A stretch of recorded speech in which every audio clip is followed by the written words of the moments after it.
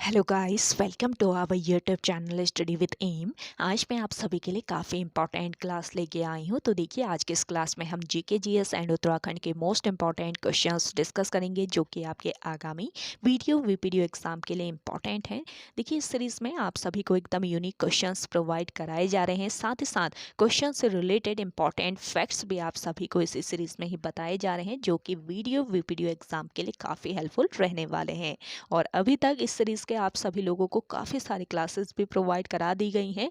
जिन लोगों ने पुरानी क्लासेस नहीं देखी हैं, तो आप स्टडी विद एम पर विजिट करके देख सकते हैं।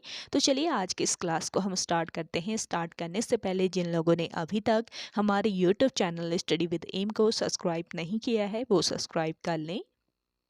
साथ ही साथ बगल में जो बेल आइकन दिख रहा है, इसे भी प्रेस कर लें, ताकि हम कोई भी वीडियो डालते हैं तो उसका नोटिफिकेशन आपके पास जल्द से जल्द पहुंच जाए। आप सभी लोग हमारे टेलीग्राम चैनल को भी ज्वाइन कर सकते हैं। ये भी स्टडी विद एम के नाम से ही बना हुआ है और टेलीग्राम चैनल पर रात को 8 बजे क्विज का भी आयोजन किया जाता है। काफ़ी इंपॉर्टेंट क्वेश्चन आपको क्विज के रूप में दिए जा रहे हैं, तो आप कोई ज्वाइन कर सकते हैं।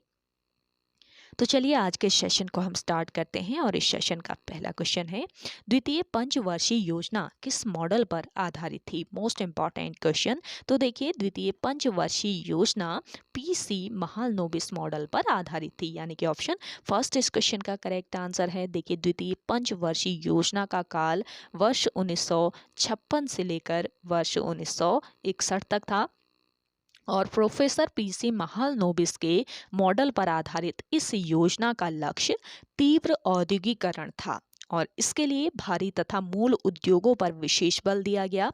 इन मूल महत्व के उद्योगों यानी कि लौह एवं इस्पात, अलौह धातुओं, भारी रसायन, भारी इंजीनियरिंग और मशीन निर्माण उद्योगों को बढ़ावा देने का दृढ़ निश्चय इसमें किया गया।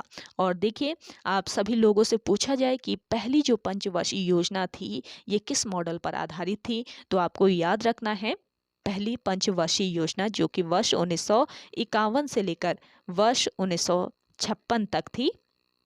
इस योजना का काल था वर्ष 1951 से लेकर वर्ष 1956 तक। और यह योजना किस मॉडल पर? हेराल्ड डोमर मॉडल पर आधारित थी। ये आपको याद रखना है, पहली जो पंचवर्षीय योजना थी, ये हेराल्ड डोमर मॉडल पर आधारित थी। दूसरी पंचवर्षीय योजना पीसी महालनोबिस पर आधारित थी। और आपसे पूछा जाए कि तीसरी पंचवर्षीय योजना किस मॉडल पर आधारित थी, तो ये सैंडी तथा सुखमय चक्रवर्ती मॉडल पर आधारित थी, तीसरी योजना, जो कि वर्ष 1961 से लेकर वर्ष 1966 तक चली थी।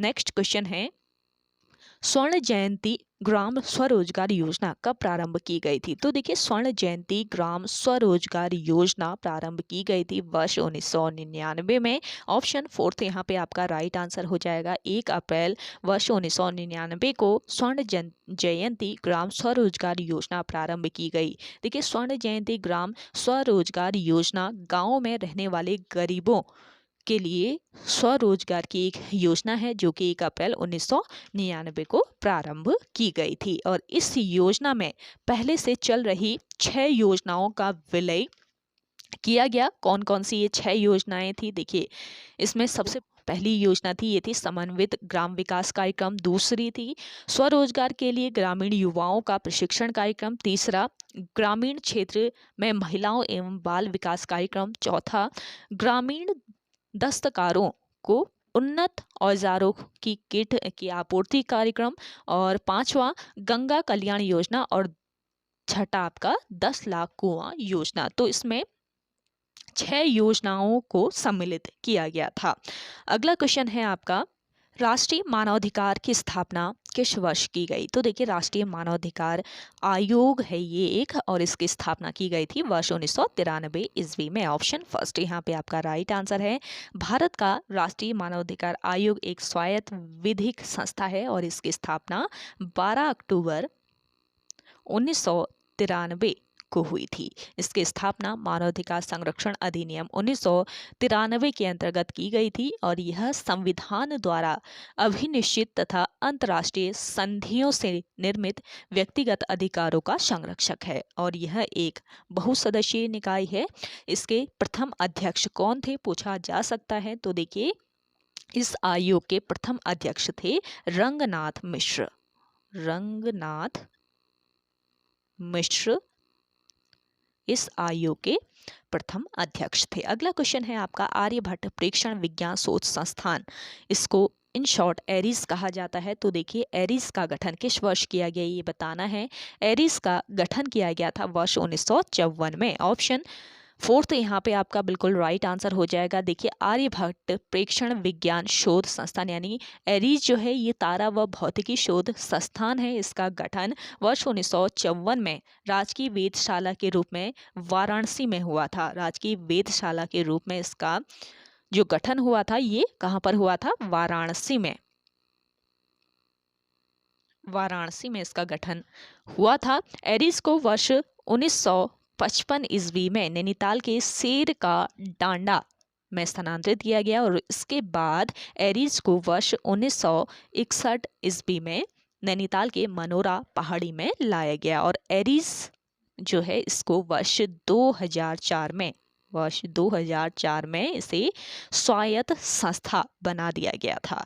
अगला क्वेश्चन है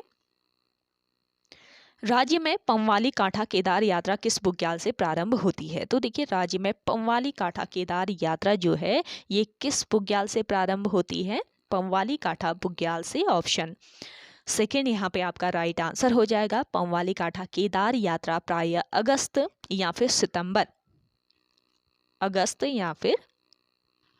सितंबर माह में होती है और यह यात्रा पंवाली कांठा बुग्याल से प्रारंभ होकर त्रियुगी नारायण होते हुए कहाँ पहुंचती है? केदारनाथ यह यात्रा पहुंचती है। अगला क्वेश्चन है आपका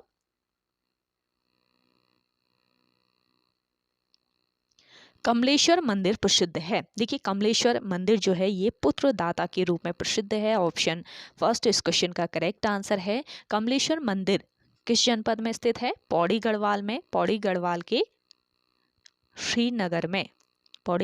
श्रीनगर में यह मंदिर स्थित है जो महादेव को समर्पित है यानी कि भगवान शिव का ये मंदिर है। यह गढ़वाल में स्थित प्राचीन शिवालयों में से एक है और इस मंदिर का जीर्णोद्धार उद्योगपति बिड़ला ने किया था।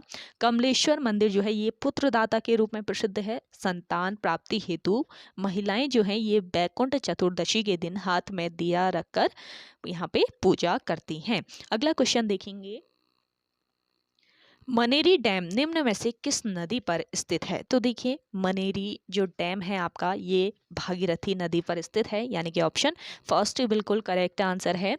और देखिए इस डैम का जल स्तर काफ़ी बढ़ गया था पिछले साल और कुछ लोग इस डैम में फंस गए थे, इसलिए ये डैम काफ़ी चर्चा में भी आया था। और मनेरी जो है ये उत्तराखंड राज्य का एक छोटा सा शहर है जो कि पर्यटक स्थल है और यह भागीरथी नदी के तट पर किस जिले में स्थित है? उत्तर काशी के उत्तर काशी के उत्तर की ओर 8 किलोमीटर की दूरी पर स्थित है और यह ट्रैवलिंग ट्रैक, पर्वतारोहण और सफ़ेद पानी राफ्टिंग जैसे पर्यटकों को स्थानीय लोगों के बीच साहसिक खेलों के लिए भी पसंदीदा एक स्थान है। चलिए अगला क्वेश्चन है आपका सबसे कम बेरोजगारी की रैंकिंग में उत्तराखंड किस स्थान पर पहुंच गया है? सबसे कम बेरोजगारी की रैंकिंग में उत्तराखंड है 12वें स्थान पर। ऑप्शन थर्ड यहाँ पे आपका राइट आंसर हो जाएगा। अगला क्वेश्चन है आपका भारत का सबसे ऊंचा विक्ट्री टावर कौन सा है? तो है फतेह बुर्ज। ऑप्शन फर्स्ट यहाँ पे आपका राइट आंसर हो जाएगा। फतेह बुर्ज पंजाब के मोहाली में स्थित है। अगला क्वेश्चन है इनमें से कौन सा केरल का प्रसिद्ध फेस्टिवल गेम है? तो देखिए इनमें से केरल का प्रसिद्ध फेस्टिवल गेम है नौका दौड़। ऑप्शन फोर्थ यहाँ पे आपका राइट आंसर है। नौका दौड़ जो है ये केरल राज्य का प्रसिद्ध फेस्टिवल गेम है और किस त्योहार के समय नौका दौड़ या बोट रेस की जाती है ये भी पूछा जा सकता है। तो देखिए एक त्योहार होता है यहाँ पे केरला में, आपने पढ़ा होगा ओणम जो फेस्टिवल होता है इसके समय ओणम के समय बोट रेस या फिर नौका दौड़ होती है। तो ये पॉइंट आप याद रखेंगे, इम्पॉर्टेंट पॉइंट है आपका। इसके अलावा एक चीज़ और ध्यान रखेंगे, तमिलनाडु में एक त्यौहार होता है जिसका नाम है पोंगल। पोंगल त्यौहार किस राज्य का त्यौहार है, पूछ लिया जा सकता है। ओणम है केरला का, पोंगल है आपका तमिलनाडु का। तो इस पोंगल के मौके पर जलीकट्टू या फिर सांडों की दौड़ की जाती है। तो ये भी याद रखेंगे, जलीकट्टू या फिर सांडों की दौड़ किस त्योहार के मौके पर की जाती है, पूछा जा सकता है। अगले क्वेश्चन की ओर बढ़ते हैं। गढ़वाल का शिवाजी किसे कहा जाता है? तो देखिए, गढ़वाल का शिवाजी जो है ये कहा जाता है किसको? करेक्ट आंसर हो जाएगा आपका फतेह शाह को। ऑप्शन सेकेंड यहाँ पे आपका राइट आंसर हो जाएगा। देखिए, हरिकृष्ण रतूड़ी के अनुसार फतेह शाह की संरक्षिका कौन थी? राजमाता कटौची। राजमाता कटौची जो थी ये किसकी संरक्षिका थी? फतेह शाह की संरक्षिका थी। और कवि मतीराम ने फतेह शाह के समय को गढ़वाल का स्वर्ण काल कहा था। फतेह शाह ने समुद्र गुप्त की भांति मुद्रा जो लेख होते हैं वो लिखवाए थे। अगला क्वेश्चन देखेंगे, वन्यजीव संरक्षण अधिनियम कब लागू किया गया? वन्यजीव संरक्षण अधिनियम लागू किया गया था वर्ष 1972 में। ऑप्शन थर्ड यहाँ पे आपका राइट आंसर है। वन्यजीव संरक्षण अधिनियम 1972 एक भारतीय संसदीय अधिनियम है जो पौधों तथा जंतुओं की प्रजातियों को सुरक्षा प्रदान करता है। और वन्य जीवों के संरक्षण के लिए उत्तराखंड में 6 राष्ट्रीय उद्यान, 7 वन्यजीव विहार, 4 संरक्षण आरक्षित और 1 उच्च स्थलीय प्राणी उद्यान व 1 जैव सुरक्षित क्षेत्र है। अगला क्वेश्चन देखेंगे, केंद्र सरकार द्वारा आजादी का अमृत महोत्सव की शुरुआत कब की गई? तो देखिए, केंद्र सरकार द्वारा आजादी का अमृत महोत्सव की शुरुआत की गई थी। कब की गई थी? 12 मार्च 2021 से। क्वेश्चन है आपका, कादम्बरी महाकाव्य में राज्य की किस प्रजाति का उल्लेख है? कादम्बरी महाकाव्य में राज्य की किरात प्रजाति का उल्लेख किया गया है। ऑप्शन सेकंड बिल्कुल राइट आंसर है। कादम्बरी महाकाव्य के रचनाकार कौन है? बाण भट्ट। बाण भट्ट इसके रचनाकार है। किरात प्रजाति से पहले उत्तराखंड में कोल प्रजाति का आधिपत्य हुआ था। किरातों को किन्नर या फिर कीर भी कहा जाता है। स्कंद पुराण में किरातों को क्या कहा जाता है? अगर आपको आंसर आ रहा है इसका तो कमेंट करके बताइएगा कमेंट सेक्शन में। भाषा की बात करें तो मुंडा भाषा किरात प्रजाति के लोग बोलते हैं। बाण भट्ट का कादम्बरी महाकाव्य राज्य में किरातों के निवास की पुष्टि करता है। और देखिए, कालिदास का रघुवंश महाकाव्य जो है इसमें भी किरातों का वर्णन मिलता है। अगला क्वेश्चन है आपका, गढ़वाल नवयुवक सम्मेलन संगठन की स्थापना कब हुई थी? तो देखिए, गढ़वाल नवयुवक सम्मेलन नामक संगठन की स्थापना की गई थी वर्ष 1921 ईस्वी में। ऑप्शन सेकंड बिल्कुल राइट आंसर है। गढ़वाल नवयुवक सम्मेलन नामक संगठन की स्थापना वर्ष 1921 में अनुसुईया प्रसाद बहुगुणा ने की थी। ये ध्यान रखेंगे, अनुसुईया प्रसाद बहुगुणा द्वारा इसकी स्थापना की गई थी। और वर्ष 1918 ईस्वी में इन्होंने गढ़वाल कांग्रेस की स्थापना में भी मुख्य योगदान दिया था। अनुसुईया प्रसाद बहुगुणा ने इन्हें गढ़ केसरी के नाम से जाना जाता है।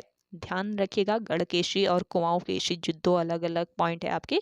तो गढ़ केसरी कहा जाता है किन्हें?